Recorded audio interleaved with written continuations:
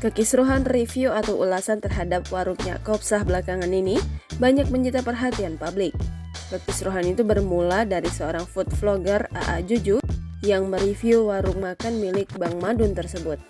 Kemudian, food vlogger lainnya bernama Kode Blue menambah kisruh dengan ikut-ikutan mereview warung lesehan tersebut dengan bahasa merendah dan menghina, bahkan menyebut ada makanan dijual seperti muntahan. Namun, perdebatan semakin panas setelah food vlogger Farida Nurhan memberikan pembelaan. Rupanya terkait masalah ini, food blogger dan food vlogger yang mereview makanan ini pernah disentil oleh Chef Juna. Di akun TikTok @rabuhafiz, omongan Chef Juna 2 tahun lalu itu kembali viral. Diakui juri MasterChef Indonesia itu jika dunianya sebagai chef sudah ternodai oleh para food blogger atau food vlogger lainnya. Dunia kami chef atau F&B industri ini sudah sedikit ternodai dengan banyaknya orang-orang yang sok foodie, katanya. Food blogger, chat-chat yang sotoy dan lain sebagainya itu ngerusak hidup kita, merusak profesi kita, jelasnya.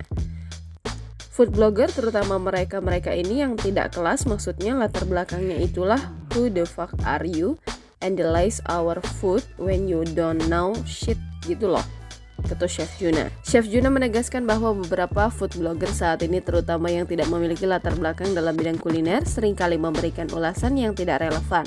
Ia mengkritik praktik mereka yang memberikan penilaian tanpa pemahaman yang cukup tentang makanan dan menciptakan ekspektasi yang tidak realistis.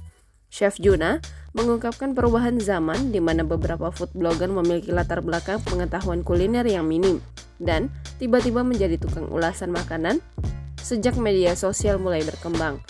Namun ia menekankan bahwa ulasan yang tidak konstruktif dan menghina merupakan hal yang berbeda dan memberikan kritik yang membangun. Chef Juna menyarankan para food blogger untuk memberikan ulasan yang jujur dan konstruktif.